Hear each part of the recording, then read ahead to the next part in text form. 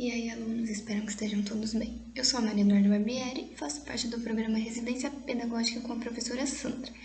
Nós vamos dar início ao PET 7, que traz conteúdo de hormônios vegetais. Então, vem comigo que eu vou explicar um pouquinho sobre eles. O que são os hormônios vegetais? São compostos orgânicos que não são nutrientes, eles não vão nutrir a planta. Eles têm ocorrência natural, eles são produzidos pela planta e encontrados em baixas quantidades. Eles têm algumas funções. Eles atuam nos processos de crescimento, movimento, desenvolvimento e diferenciação da planta. Movimento, eles podem atuar na abertura estomática e naquela plantinha dorme-dorme, quando você coloca o dedinho, ela fecha, é por causa do hormônio para a defesa da planta. Na diferenciação das células e das fases da planta. Agora vamos ver os grupos hormonais. Existem vários, mas a gente vai trabalhar apenas 5. São eles: auxinas, giberelinas, citocininas, etileno e ácido abscísico. Nessa aula eu já vou trazer um pouquinho sobre as auxinas. Agora vamos falar um pouquinho do mecanismo geral de ação. De uma forma geral, todos os hormônios que a gente vai estudar possuem o mesmo mecanismo. E é necessário que eles tenham uma proteína receptora, que é um receptor de membrana, que fica na membrana plasmática ou no vacúolo. E o processo é simples, o hormônio precisa ser sintetizado, então ele precisa ser formado, ser gerado. Depois ele vai se ligar a essa proteína receptora, que vai desencadear algumas funções, como ativar mensageiros secundários. E o hormônio, com essa ligação, ele é classificado como mensageiro primário. E como mensageiro primário, ele vai ativar uma enzima e essa enzima vai ativar esses mensageiros secundários. E esses mensageiros secundários vão entrar no núcleo das células da planta e vão se ligar ao DNA. Esse DNA vai fazer a transcrição do RNA mensageiro e depois vai sintetizar a proteína que é específica para determinado efeito fisiológico, para determinado efeito na planta. Aí vamos falar um pouquinho da onde os hormônios são sintetizados, os locais onde eles são mais produzidos, porque cada hormônio é produzido num órgão específico da planta e ele tem efeito em cada órgão que ele vai ser sintetizado. E os órgãos precisam de concentrações diferentes de hormônio, por exemplo, o hormônio que eu vou trazer nessa aula para vocês, a auxina. A quantidade que é necessária no caule, às vezes não é a mesma que é na raiz. Cada órgão necessita de uma concentração específica. Então, vamos ver um pouquinho onde eles são sintetizados. Aqui eu trouxe uma tabelinha para vocês e a gente pode ver que a auxina é sintetizada na flor, nos meristemas, na folha jovem e na semente imatura. A giberelina é no meristema, folha jovem, caule jovem e semente imatura. A citocinina ela é sintetizada apenas na raiz. O ácido abscísico, também conhecido como ABA, é sintetizado na semente imatura, nos frutos, folha adulta e na raiz. E o etileno nos frutos e folhas adultas. Agora eu trouxe uns termos para vocês diferenciarem, porque não existe apenas hormônios vegetais. Também existem reguladores vegetais, estimulante vegetal e retardante vegetal. E não são a mesma coisa. Muitas vezes vocês vão encontrar hormônios vegetais como reguladores vegetais. E eles não são, porque os hormônios são orgânicos, endógenos. O que é endógeno? Ele é produzido dentro da planta. São encontrados em baixas concentrações, como eu falei, e eles promovem, inibem e modificam algumas ações. Já os reguladores vegetais, eles são sintéticos, eles são produzidos em laboratório e são aplicados de fora para a planta, são borrifados nas plantas e eles agem similarmente aos hormônios. Mas lembra que sinônimo de hormônio é apenas fito-hormônio. Agora vamos começar as auxinas. Então vamos falar um pouquinho da descoberta. Vamos começar com a etimologia. Auxina vem do grego auxen, que significa aumentar, crescer. Como eu disse, é um hormônio de crescimento. Sua descoberta passou por várias fases e começou lá no século XIX com experimentos de Charles Darwin e seu filho Francis, que observaram fototropismo em alpiste, que é o crescimento em resposta à luz. e é um dos efeitos da auxina que eu vou falar na próxima aula. Com esses experimentos, eles perceberam que o estímulo do crescimento da planta vinha do ápice do coleóptilo, que é uma bainha protetora, tipo uma capa protetora do caule, que aflora na germinação e nele contém as primeiras folhas. Aí, em 1913, Boyce e James cortou o ápice e colocou gelatina, e depois colocou a ponta de novo em cima e percebeu que passava pelas gelatinas. Eu vou explicar melhor depois. E em 1926, Fritz Wendt, ele afirmou que o crescimento e a curvatura vinham em resposta à luz e que a substância química estava no ápice mesmo do coleóptilo. Então, essa foi uma descoberta afirmada por ele a partir das outras pesquisas realizadas pelos outros biólogos. Em 1930, Koch e Hagen Smith, junto com o americano Tiemann, eles colocaram o nome do composto descoberto por Wendt, afirmado por Wendt, de auxinas, que são substâncias que estão fazendo a planta crescer. Só que depois eles descobriram que aquela que eles estavam estudando na planta era identificada como ácido indol 3-acético, também conhecido como AIA ou IAA. O AIA é quando a gente está falando em português e o IAA é em inglês.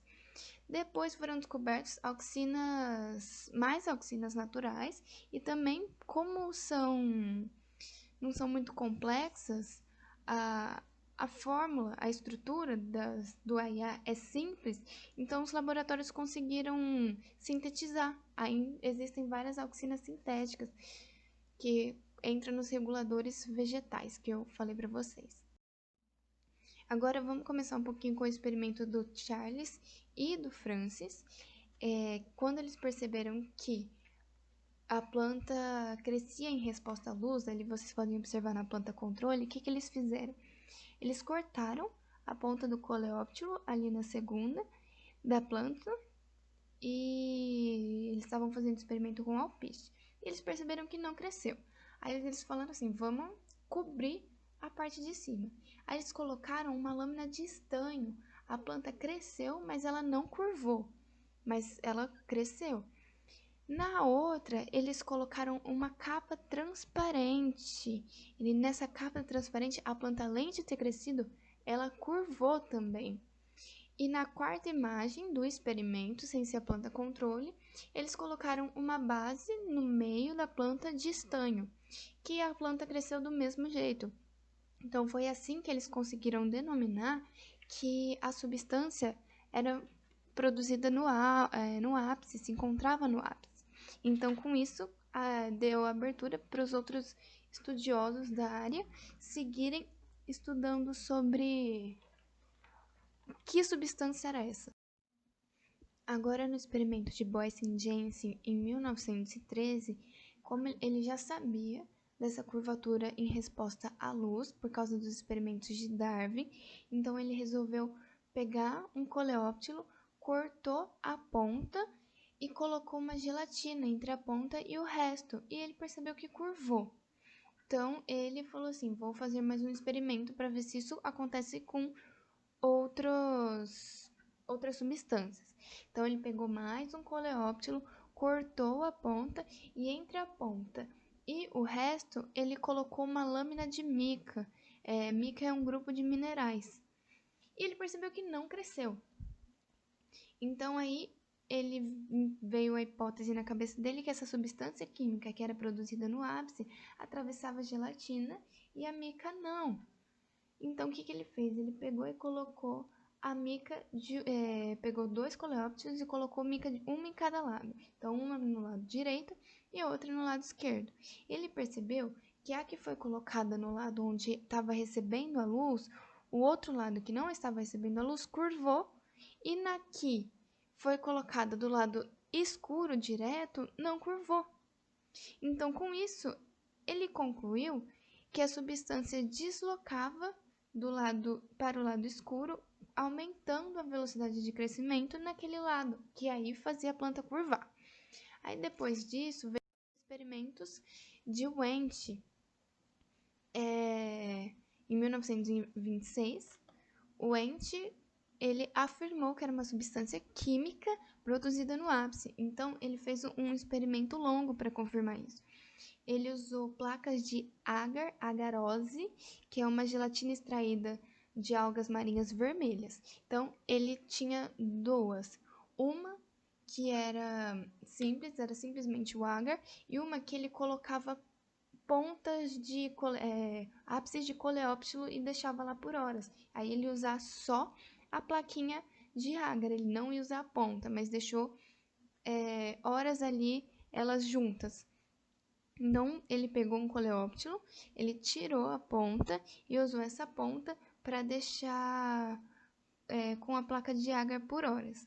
Aí, o que ele fez? Ele pegou outro coleóptilo sem ponta e colocou a placa de agar. E cresceu como se tivesse com a ponta, entendeu? Cresceu normal, só que não curvou. É o que a gente está observando na terceira imagem. Então, quando isso aconteceu, ele falou assim, deixa eu pegar outro coleóptilo sem ponta e colocar uma placa de agar simples. E ele viu que não cresceu. Aí, ele pensou assim, quando é a placa simples, que não ficou junto com a ponta do coleóptilo, não cresce.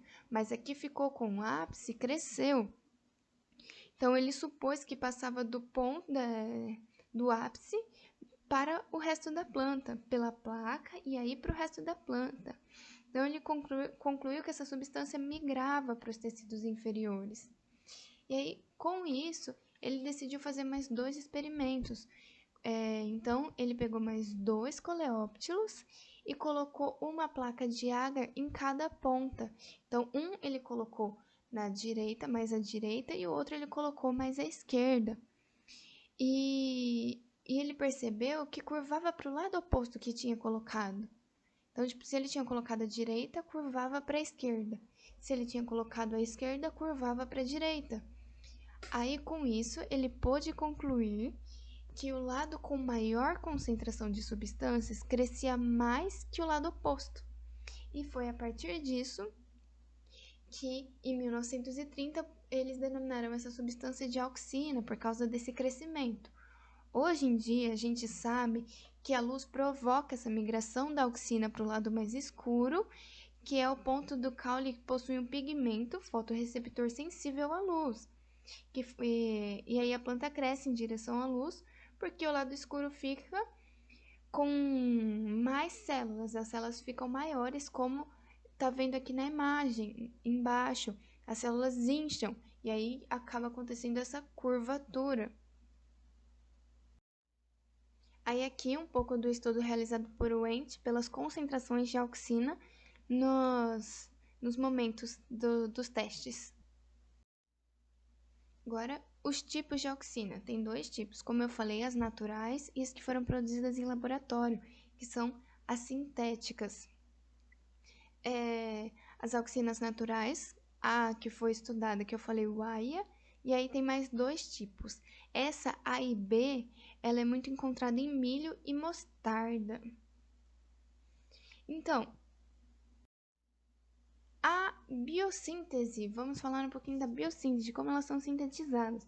Como eu falei, a maior ocorrência, os lugares que são mais produzidas, os meristemas apicais, folhas jovens e frutos em desenvolvimento, mas também pode encontrar em folhas maduras e ápices radiculares. A sua síntese, como ela é formada, tem dois modos. A que depende de triptofano e a que não depende do triptofano.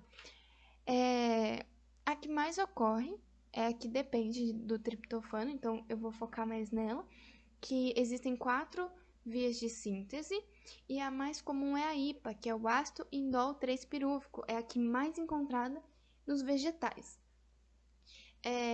Agora eu vou falar um pouquinho da que independe do triptofano. Ela está relacionada a plantas mutantes, a uma enzima que sintetiza o triptofano, chamada triptofano sintase. Essa enzima ela é incapaz de converter o triptofano em auxina. Então, mesmo que eles tenham quantidades enormes de auxina, porque elas são borrifadas na planta, eles não conseguem produzi-la.